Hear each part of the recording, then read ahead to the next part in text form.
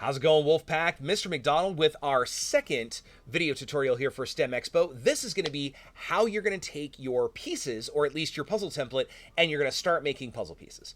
So when we think about this, I've got a little sticky note here. And so the three techniques we're going to kind of focus on today is we're going to talk about first how we can change colors of the pieces and a little cool thing we call transparency. We'll then talk about selecting and grouping pieces, and if we have a little bit of time, we'll also talk about how you can interlock your pieces. But first, before we get into this, please make sure that you've watched the YouTube video that I did previous to this on how to get your puzzle cube template, because if you don't have one of these sitting in your work plane right now, it's going to make it a little difficult. So make sure you go back and watch that video. But otherwise, let's go ahead and talk about our first item here, which is changing colors and transparency. So for this, whenever you look at clicking on something, remember to select objects, we're going to use our left click. So that's to select boxes or cubes. If we want to change our view, we're going to use our right mouse. And if we just simply go like this, we're going to rotate. If I hold shift on my keyboard and then hold right click, you can see that I can shift back and forth. So that is shift on my keyboard plus right mouse to move side to side, regular right mouse, no shift, and you can see that I can rotate. So let's talk about changing colors. Now, whenever you select an object in Tinkercad, you're going to see this little shape window. And if it ever gets annoying to you, like let's say you're designing and it's kind of like this and it's in the way, what you can do is you can always click on this little arrow and that will tuck that window up there for you. So if you ever just need to get rid of it, you can just grab that little arrow and it'll just toggle the window to open or close. Now, when I look at the idea of that, you can see that there's a solid and any part can become a whole. But what we want to look at is this red dot here that says solid. So when you left click on it, you then get a whole palette of colors. And so we could make it kind of a light minty green. We could make it a dark kind of bluish gray, fuchsia, or whatever color we want. Now, one of the things is that when we make parts, it is really important, and I find it extremely helpful to color the parts after we group them, because then we can see, okay, this is all, like this is this one piece. Now, another thing that we want to think about is there's also one piece of this puzzle we currently can't see, because it's, if you think about it, it's that really center block in the dead center here. You know, if I was to take that block out of the way, this one right here in the middle that we can't see. So what I want to do is show you what we could do in terms of transparency, and then we'll show you how we can make these colors work for your advantage. So easiest thing to select everything on the work plane is I can do one of two things. I can either select, kind of click and drag a box, so you can see I just drag kind of a red box there, or on my keyboard I can hit Control A. So either way, I want to make sure that I have 27 shapes all selected. So you can see right here, it's always going to show you how many pieces you have selected. And what I want to do is click on the red for the solid, and I can change the color, but where I want to look is right down here in the bottom right corner of that color palette, and click on the box that says transparent. Now, for any of my friends that play Minecraft, this now looks like red colored glass. So if you think of like glass blocks in Minecraft, that's exactly what these are going to look like. Now, what's really cool is this gives us an ability to truly see all of the layers of the puzzle. And for me personally, I find this to be a lot easier to see how parts are meeting up. Now, moving on to selecting our parts, something I want to make sure is absolutely understood is when you have one block, it must be physically, flatly attached to another piece. We cannot join things on corners or edges. So two pieces must be joined by flat physical contact. So here's what I'm going to do. I am going to select multiple objects. Now I'm going to do this by selecting with my left mouse, and then I'm also going to hold shift. So I'm going to hold shift on my keyboard and then click there, here. So I can, once I select my first object, you'll see right here I have something selected. Now I'm going to hold shift on my keyboard, and I'm going to select this, this, this, and maybe I'll go a little sneaky and I'll go here.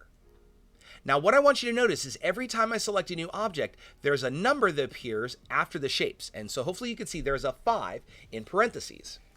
Now, the 5 in parentheses is that I have 5 items selected. And now you can see that there is this group icon right here. So what I'm going to do now, I have 5 pieces selected. I'm going to either click on the group icon or Control G on my keyboard. And it kind of makes it fade out a little bit. And this might be hard to see, but here's the cool thing. I'm going to go over to my red because I still have that piece selected. I'm going to turn off the transparency and change the color. And now what I can see is this piece is completely joined together and separate from the rest of the blocks. And this is the process that I'm going to use for making my pieces. Now, please remember our criteria when we talk about our pieces. So any individual puzzle piece must be 4 to 6 cubes in size. Okay, so if I were to count this one, it would be 1, 2, 3, 4, and 5. So we want at least 4 cubes, maximum of 6. We also, when we think about the total number of pieces, we want 5 to 7 pieces. So what I'm going to do next is I want to go ahead and make my next piece. So maybe I want to go ahead and, let's think. Let me work over on this corner. So let me go ahead and say, maybe I'll take this. Maybe I'll make a piece that looks like a T. So if you think of like, like a Tetris piece. So again, I'm going to select my first piece right here. And let's zoom in and get ourselves in a place where we can really see it. So here's my first piece. I've got it selected. I'm now going to hold Shift on my keyboard and single click. There's 2, 3, and 4. And so you can see right here in my shapes, it says 4. I'm now going to go ahead up here to group. You'll see that it kind of flashes for a second and the lines go away. Now let's go ahead and really make this piece pop out. So I'm going to click on my color dot, turn off my transparency, and let's go ahead and turn this one green. So now using I can go ahead and rotate, pull this piece out, and there is puzzle piece number 2. Now, once you get your first 2 pieces done, where you want to really be careful is anytime you're going to deal with this little inside middle piece. In fact, let me go ahead and turn this like a yellow, so just so you can see it. That piece, I really need to make sure that it gets connected to something else. So what I might want to do is once I get my first 2 pieces and I get access to that centerpiece, you might want to really think, okay, do I want to go ahead and make a piece and just go ahead and get that taken care of? Because it's really easy to forget, oh yeah, I got that piece in the middle, and just add it in. Now, remember, you can always add an extra block or take a block away. It's just a matter of selecting them or not. So with that said, let's go ahead and think about how I'm going to go ahead and make that. So I'm going to look at my model and let's see, maybe, let's think. Oh, I know what I'll do. I'll go ahead and select that. There's my yellow cube is my first one. And I'm going to make something that is going to come out and then kind of sneak down. That'll be kind of cool. So again, I've got my first item selected, so I'm going to hold Shift and then single click 1, 2, 3 more. So I've got 4 shapes selected. Let's go ahead and group those. So I'm going to go up to my group icon or Control G, click on that. And you know what? It kept that yellow, but let's go ahead and now we're going to turn the transparency off. And let's make this one blue. I'll make that a kind of a lighter blue there. And so now I can see there's my piece. I can go ahead and pull. Whenever you mess up, remember there's undo is your friend. So just we'll go to that back arrow, undo that. So let's go ahead and pull this over here. So there's that piece. And now we're cooking along. So let's see what else we can do. I want to look at what shapes I have left. So maybe I'll go, okay, because I can see that I've got something over here. And I've also got something up here on top. So what if we do something like this? I can see that there's kind of a layer here. So I've got 1, 2, 3, 4, 5, 6, 7, 8, 9, 10, 11, 12, 13, maybe about 14 cubes left. So I probably got about 3 pieces there. So let me go ahead and think about how these are going to connect. So I'm going to go kind of 1. So I'm going to select my first and then holding Shift, 2, 3, 4, 5. So there's my 5. Go ahead and group those. Take off the transparency. I'll make that one brown. That one looks good. Okay, so we'll move that one over here. And I think I got 2 more pieces. So let's think.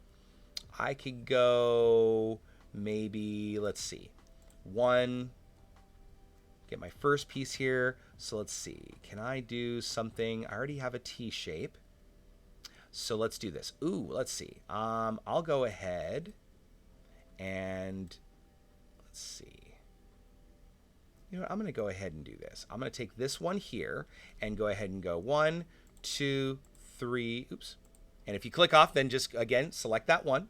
So I've got one here, and then we'll just go ahead and go 2, 3, 4, 5. Because that's going to give me kind of that side. So again, we'll go ahead and group that. Go to our color. Take off our transparency. And let's see, what color have I haven't used orange yet. So let's go ahead and we'll make that one orange. Okay, and I'll move that over here. And we finally have our last 4 blocks. And because those are the only 4, I can go ahead and use my left click and I'll just, draw a box here. We'll lasso it. And again, we'll group, go to my color, turn off our transparency. And let's see, I'll go ahead and make this one gray. And there you have it, my friends. So let's see, how many pieces do I have? I have 1, 2, 3, 4, 5, 6. That makes the number of pieces I need. And now if I go ahead and stick this here, so there's one right there. Let's see, this one will go here. So I can just now kind of move it around on the puzzle. So let's see, we'll move that one there. This one will go right here. And we'll kind of move around our puzzle here. So let's see. So that's going to go there. Move this one in. And then this will go right here. And this piece will slide in right there. And that, my friends, is your completed puzzle cube. So I hope that helps. Please remember that what you're going to do is at any time in this video, just circle back, because once you get into the pattern, it's going to be select my first object, then hold shift to select the rest, group them, turn the transparency off, and change that color. So I hope this helps. If you have questions, make sure you come in and see me during office hours. But that's our tutorial for making our puzzle pieces. In our next tutorial, we're going to talk about how to take these pieces and start building them out of wood. So we're going to take this thing out of the digital world and bring it here into the real world. So thank you again for sticking with me through the end of the video. If you have any questions, make sure you reach out through Canvas or email, and I will see you next in the next video tutorial. So take care. Have a great one.